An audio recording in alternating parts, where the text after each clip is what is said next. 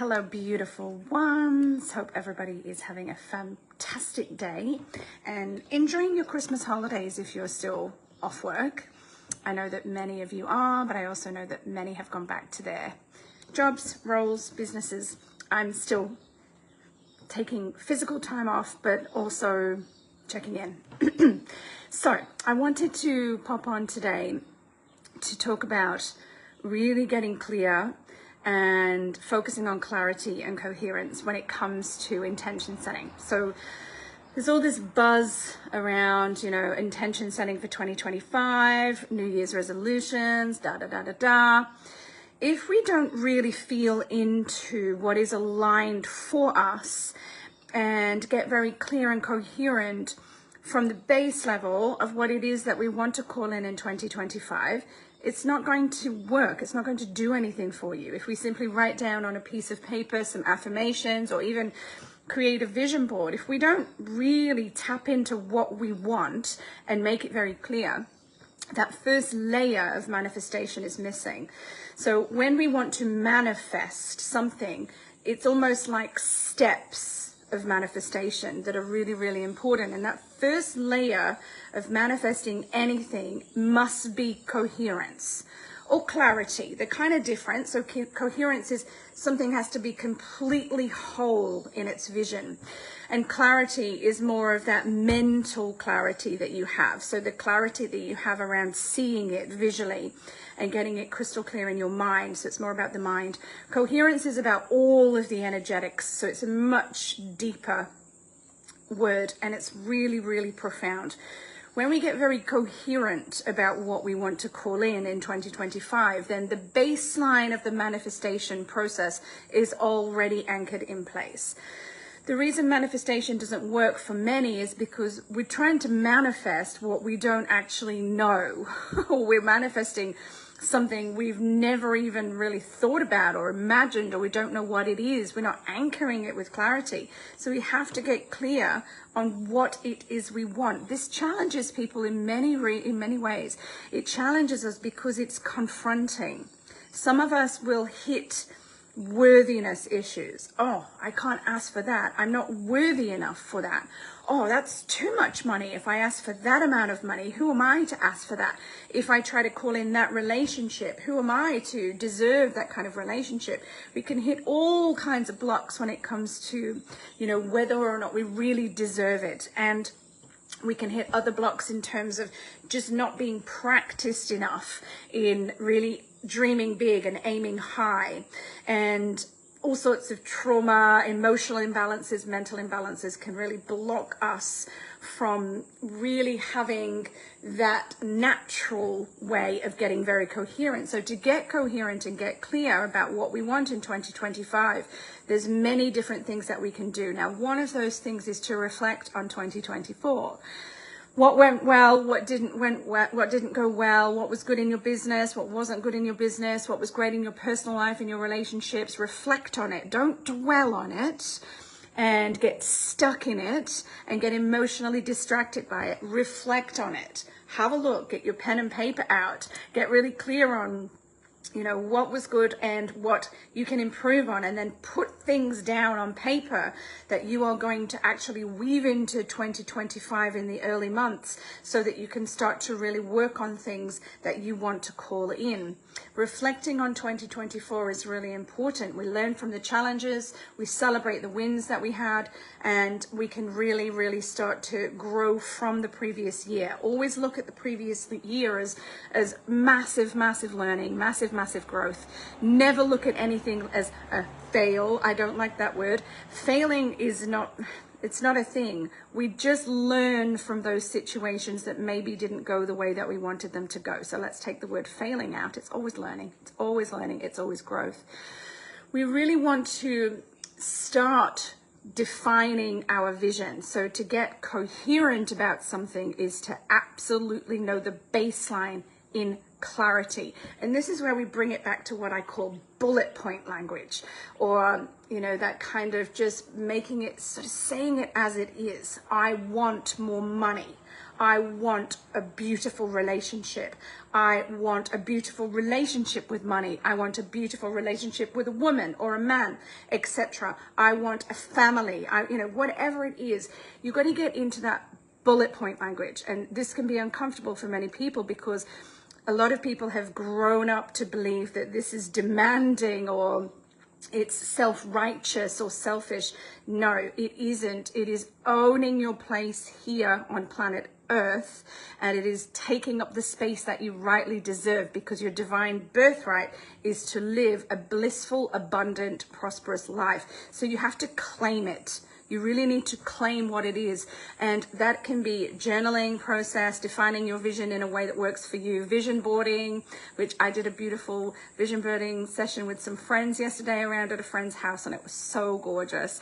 But that kind of, defining the vision in a way that works for you, whether it's a dream board, whether it's meditation, whether it's manifestation, whether it's journaling, writing down, writing a story, writing a poem, but define the vision. What is it that you want in 2025? First step is to get it clear. I see so many people trying to manifest and trying to call things into their life, and then when I break it down with them as their coach or mentor, they don't actually know what it is that they want. You can't manifest something when you don't know what it is. So you've got to get comfortable in the uncomfortable territory. What is it that you want? And make that simple, bulletproof language, that kind of writing it down as it is, with clarity, with coherence, getting comfortable in the uncomfortable. Because sometimes when it brings up that, I'm not quite comfortable with this, that is where the magic happens. That is when the change is going to take place. And that is when you are actually creating the loop of potential in your field for change, when you are going into the uncomfortable territory. Now, you have to get specific. This is really important. You've got to get specific with what it is that you want. Use, if it works for you, use goals. Some people like that, to have a goal or an intention, but get really, really specific of what it is that you want. I want more money might turn into, I want to earn 30K every single month, or I want to earn X amount. I want a beautiful relationship might turn into, this partner needs to have these particular qualities, so we're going to get really specific. Why? Because you deserve that. You deserve that actual match for what you're putting out there. And the more specific that you are with the universe, the more likely that the universe will collaborate with you in a way that is satisfactory. If you just say, I want a relationship, well, you could get anything, because it will all be defined on what you are, feeling in terms of your self-worth, what you deserve, what you're available for. If you're coming from that place of scarcity and lack, well, I just don't want to be alone, so any relationship will do. When you're going to get any relationship and it's going to match that frequency, and most often it will not be good. All right. So what is that relationship? What does it look like? How does it feel? Write a list of that perfect partner's qualities. Do not be afraid to do that. You deserve it, and you design your reality. So you will get back what you put in. And that is a trigger for many people, because then you've got to be accountable of what you're actually putting in. But it's true. You get back what you put in. You need to connect with your why. So what is your why? What is the reason that these things are important? This can get tricky, because I feel that, if you're calling in an amount of money and then you call in why you want that amount of money, it can get really materialistic and it can get really impersonal. For me, that's not how I manifest. I want to help people to live better lives. So my intention is to help as many people to live better lives as I can. And then when I'm really getting clear on that, how am I helping them? How am I improving their lives? What benefits are they getting from being in a mastermind with me for 7 months? What benefits are they getting from becoming my coaching client? How does their life improve? How does their family's life improve? How does their business improve if it's a business relationship? How does their health improve if they're working with me for a more personal or health-focused journey? What intentions do I have for the people, the heart of the person? The money that you will earn is always a byproduct of that if you're looking at this from a business perspective. Connect to your why. Why do you want this? Why do you want more money? Why do you want a better relationship? Why do you want your business to go online? Why do you want to travel more? Whatever it is, and really get clear on it. Write it down. Dance, manifest it in your way. We must prioritize and simplify. So if you are going into this place of having hundreds and thousands of things that you want on your list, prioritize and simplify. Start with the priorities, the things that are really, really primary for you, really important. Start there and make them as simple as possible. That bullet point language. So I would like to create, I am, I want, I call in, I ask for, whatever it is for you, and really, really get clear on that simplifying so that you can make clarity and coherence more friendly for you, not something that feels challenging. Now, I want for you to really bring into this piece, anchor in your emotions. So emotions are so important for creating change. Emotions are so important for creating influence and impact. If we do not bring our emotion into our manifestation, nothing happens.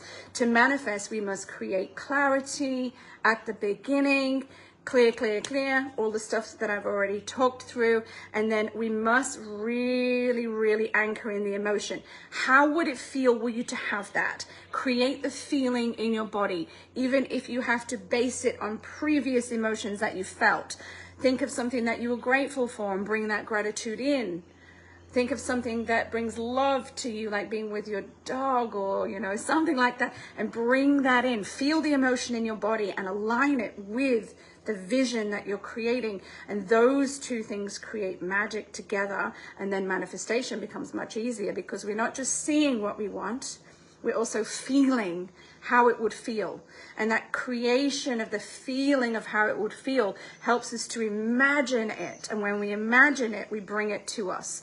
When we use our imagination and that sense of creating through emotion as well as vision, manifestation is really, really natural for us. So we must feel it as well as see it. It's so important to bring those two pieces in together. And this is something that I feel is really missing in modern day manifestation techniques. It's all about positive affirmations and writing down on a piece of paper and doing this and doing that. If you do not feel the feeling where it to be happening and create those feelings in your body, then it's not going to happen. So you've got to think about how you can create the feeling of love, gratitude, joy, because those are the things that are going to really, really anchor into you the manifestation required for this to really start flowing for you. So if you can feel or imagine yourself feeling joy, imagine yourself feeling happy, imagine yourself in gratitude, great. Some people cannot. And if you cannot imagine it, you can either base it on previous experience that really brought that frequency through, or you need to do more things to lift your vibration into the place to actually feel those things. So do what makes you feel joyful, dance around, whatever it is. Do what makes you happy, do the things that you love, spend time in love, stroking your dog, dancing in nature, swimming, whatever it is, but create the feelings of joy, gratitude and love, because they are the frequencies that really bring us into that vibration, that we can feel things. Were they flowing the way that we want them to flow? Now we must use rituals and tools. So we must meditate regularly and exercise and use things like journaling or reading or, all of these things that really help us. I like to meditate, create visualizations, imagine things flowing the way that I want them to flow, see it visually, see how everybody benefits, see what they get from it, and feel that in my heart and how that expands my heart and makes me feel amazing to be part of someone else feeling amazing. Create all that for myself. And then I like to journal. I also like to dance or use Qigong and really, really bring the imagination piece in when I'm doing that, seeing things flowing the way that I want them to flow. flow. Finally, we need to really create that plan. So that piece around creating a plan is to stay accountable to what our vision is. So yes, we need all of that energetic part, 70%. And now what is that 30% strategy? So this is 30% actionable steps. So you need to take actionable steps to move towards what your goals and intentions are for 2025. There's a big missing piece for modern day manifestors.